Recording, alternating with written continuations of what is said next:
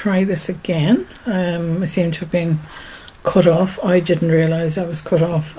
So I'm going to try this again. So we were talking about relationships this week. As I said at the start, we're talking about a relationship, and a key element of a healthy relationship is what we're doing. So as I said to you, every relationship looks different, and we all have our strengths and weaknesses, and as a couple we bring those strengths and weaknesses to the relationship, and therefore then the relationship has its own strengths and weaknesses, so hopefully it balances out. But in a healthy relationship, and I am talking about intimate relationships here, is that both parties should feel confident and positive, loved, wanted and useful in that relationship. Their opinions should be valued and respected, even if you disagree with one another.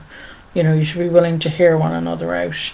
I am, as I said in the previous video, I am talking about intimate relationships this morning, but it could be any close relationship that you have, maybe even with a work colleague, or family member or friend. So a healthy relationship, and that to me is based on healthy boundaries. So you have your healthy boundaries, they have their healthy boundaries. You bring them together and you can hold your own here. You can maintain your healthy boundaries in that relationship with one another. And that requires effort on both your parts to do that. And there's a number of key elements that a healthy relationship has. And we're going to look at one of them, but I feel that this one kind of is the glue for all the others. So what is it? It's trust. So to me, trust leads into all the others, and they lead into trust. And we're going to talk about them all this morning and how they tie into trust. So trust between each of you, between each party in the relationship, is fundamental element.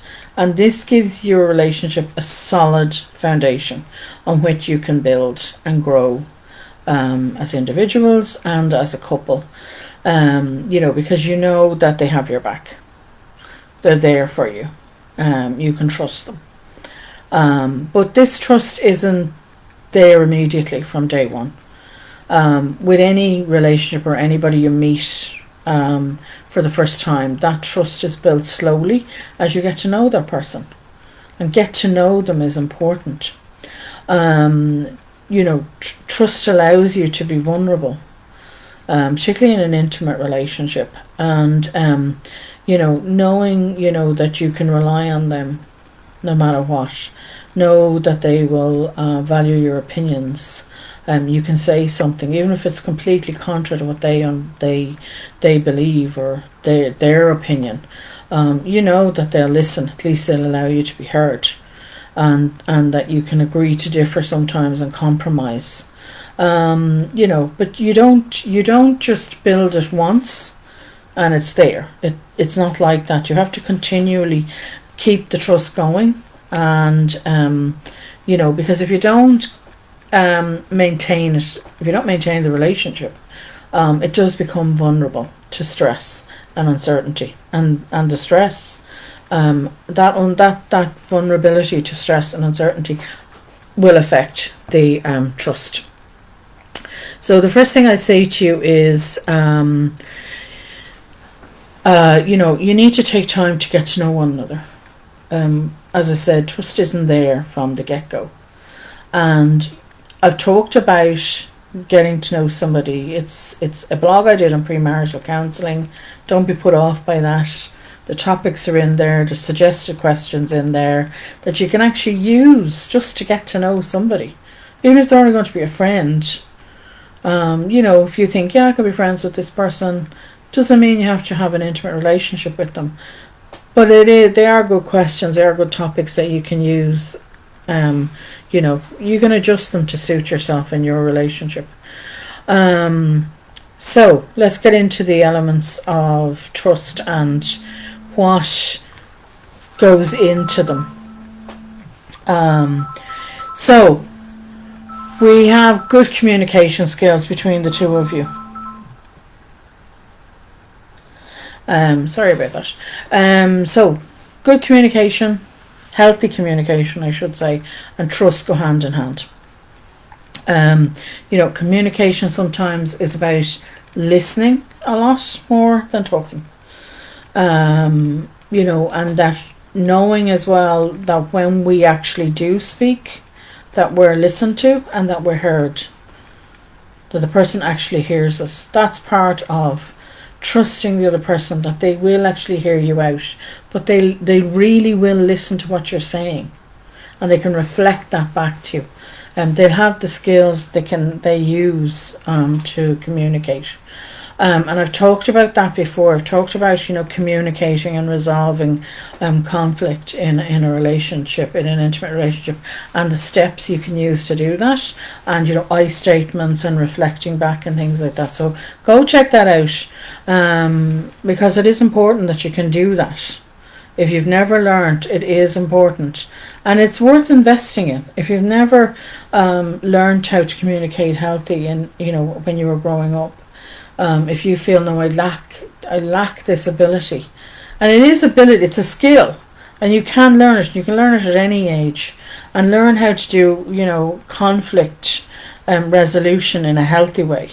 It is worth doing that, because if you're in a relationship and somebody is manipulating in any way, if they're stonewalling, if they're guilt tripping, if they're lashing out, if they're threatening, that's not healthy communication. To me, they're major red flags, because communication at all times should be, respectful and honest. You should be able to feel that you can be honest and open when you're communicating, particularly with somebody you're in an intimate relationship with. So it has to feel safe and non-judgmental. So think about, if you feel, this is something I'm lacking in, I need to check in. A therapist could work with you on healthy communication and conflict resolution, or there are courses out there that you can take if you need to. Next one, number 2, then, part of trust is, show your partner respect. A strong element of trust is actually respect. Respect in the relationship is key. So that's respecting somebody else's beliefs and values and privacy and opinions and time. It's not about belittling them, as I said before, validating or debasing them. Nobody should be treated like that. To me, that's a lack of respect, and that's a major red flag in any relationship. If somebody's devaluing you, belittling you, won't respect your opinions or your beliefs or your values or your privacy. If somebody is searching through your belongings, checking your phone all the time, to me that's a red flag. And I would be questioning them on it, like, why are you doing this? Because if they're doing that, then the trust is starting to erode there, or it might already have been eroded, or it could also be a sign that they have unhealthy boundaries, and therefore the relationship is unhealthy, because when the respect starts to erode, so does the trust, and so does, then it's like a knock-on effect, so does the relationship, and that can be a hard road to build back up that trust and that respect again. And it needs help. It needs outside help. You can't do it alone. It needs time and patience. And it needs dedication for both of you to build back up if this has been eroded, if the respect and the trust has been eroded. If somebody doesn't trust you and you're in a relationship with them, to me, again, that would be a red flag. If there's no respect from them, to me, that would be a red flag. So you might need to get the support of a therapist there for you, and for you to actually look and explore the rest of the relationship and what is actually going on for you and that person. But if you wanted to work on this as a couple, then yes, a couples therapist would be able to help you do this. But as I said, you will both have to be dedicated to working on this. And if need be, you'd need to also work with an individual therapist on your part, and what's going on for you there with regard to lack of respect and a lack of trust there. And is it based in childhood or something? So the next thing I'd say to you, another element here is, and to help build the trust, would be to build from a solid foundation of friendship, to build up a friendship, get to know the person, as I said at the very start, because friendship will hold you together. It's kind of the glue that holds the relationship together through tough times, all those ups and downs. And the friendship should be developing from day one when you meet that person, getting to know them. Have you got similar interests and values and beliefs and wants and desires? These can all be helpful when you're building a friendship and a relationship together. So look at the similarities, and that's why I'm saying to you, go and have a look at that blog I did. But also remember too that, it's okay to go and have other friendships, other interests outside of the relationship, and to be able to explore that and grow as an individual outside of the relationship, and that should be encouraged by the other person. If the trust is there, that should be no problem. If it isn't there and you're not allowed to have other friendships or other interests outside the relationship, again, that's a red flag for me. And they don't trust you. There could be issues with them in that case. They could have unhealthy boundaries for a variety of reasons, but they would need help and support of a therapist. But if you're in a relationship like that, there can be other issues, like domestic violence involved there if you're not allowed to do stuff. So again, I always have to be mindful of that there could be ongoing trauma going on there. So please be aware, go talk to somebody if it's safe to do so. Reach out, as I've always said in the past, if you feel that there's an issue, then reach out. So another part of trust, and I think there are key elements of trust, is that you're able to be honest. You're both able to be honest and open and vulnerable in the relationship. Again, that takes trust. You need to be comfortable enough to be able to do that, to express your opinions and your concerns to your partner in an open and honest manner, and not to be, dismissed, and to be able to be your true self, who you are. That you don't need to put on this mask or this front when you're with the person that's closest to you, your partner, your husband, your wife, or your girlfriend, your boyfriend. You shouldn't have to hide your habits or behaviors or your emotions, or opinions or anything like that. You should be able to talk to them no matter what. You should be able to be yourself no matter what. And that requires trust to be there, to be able to do that, to allow yourself to open up like that and be that vulnerable and open with somebody, that you can be, your true self. Now, look, nobody gets it right all the time. And we all have our ups and downs, and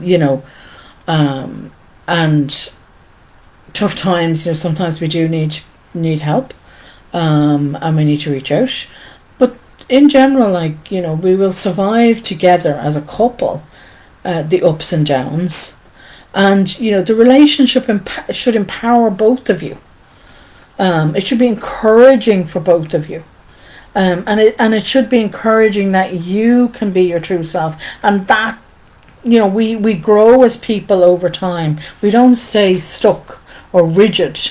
We evolve over time, and that our true selves evolves. We should blossom in a relationship, basically. And in a healthy relationship, we can both do that. We should both be able to do that. And in a healthy relationship, we're both going to come, and as I said at the start, we have our strengths and we have our weaknesses. We have insecurities. People can have insecurities, and that's okay. And part of that is if you can be open and honest and vulnerable with the other person, and you trust them, and you have this friendship, and you can communicate, well, then you can work together, to deal with those insecurities, to support one another, to acknowledge, okay, I might need help here, and for that other person to support you while you do get help. Or maybe you need help as a couple to deal with those insecurities that you both have, and that you go and you get that, because that's important. That's important. That's part of supporting each other. Is, yeah, we need help, and to say, yeah, we're honest enough to say, yes, we need help, and we can reach out. So that's it for this week. This is take 2, by the way. I just kept going the last time because I didn't realise the internet had cut out. So I hope it was helpful to you. I'm happy to answer any questions if I can. If I can't, I'll try and find an answer for you from another colleague, or I'll point you in the direction of another colleague. So I will leave it there for this week, and I will talk to you all. There's a new blog coming out on Monday, as always, and I will talk to you all next Friday. And stay safe, take care. Thank you all for watching live. Thank you for all watching replay here and on YouTube, and I will see you all again next week.